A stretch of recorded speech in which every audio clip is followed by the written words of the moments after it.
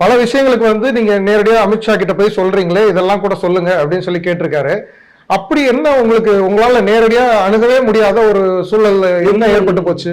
இல்ல நேரடியா தான் நாங்க தான் லெட்டர் எழுதிக்கிட்டே இருக்கோம். நீங்க லெட்டர் எழுதிக்கிட்டே இருக்கிறீங்க, அங்க இருந்து எந்த ஒரு விஷயமும் நடக்கலன்றப்போ லெட்டர் எழுதுறோம்.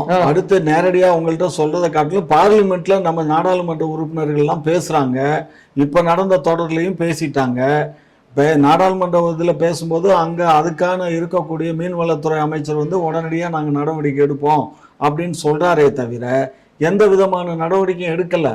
அதாவது இது வந்து என்னன்னு கேட்டீங்கன்னா ரொம்ப ஒரு லேசினஸ் தான் இப்ப தற்போது. உங்க கையில இருக்கிற விஷயம் என்னதான் இருக்கு? எங்க கையில இந்த மீனவர்கள் விஷயத்தை விட்டுருங்க. சட்டம் ஒழுங்கு எல்லாம் நல்லா இருக்கா தமிழ்நாட்டுல? சட்டம் ஒழுங்கு வந்து இது எல்லா நாட்டிலையும் எல்லா நேரங்கள்லயும் நடக்கக்கூடியதுதான். ஏன்னு கேட்டீங்கன்னா இப்ப வந்து தமிழகத்துல ஏறக்குறைய ஒரு 8-9 கோடி ஜனங்கள் வந்து வாழ்ந்துகிட்டு இருக்காங்க. இது போன்ற நிகழ்வுகள் அங்க ஒன்றும் இங்க ஒன்றும் நடக்கத்தான் செய்யும்.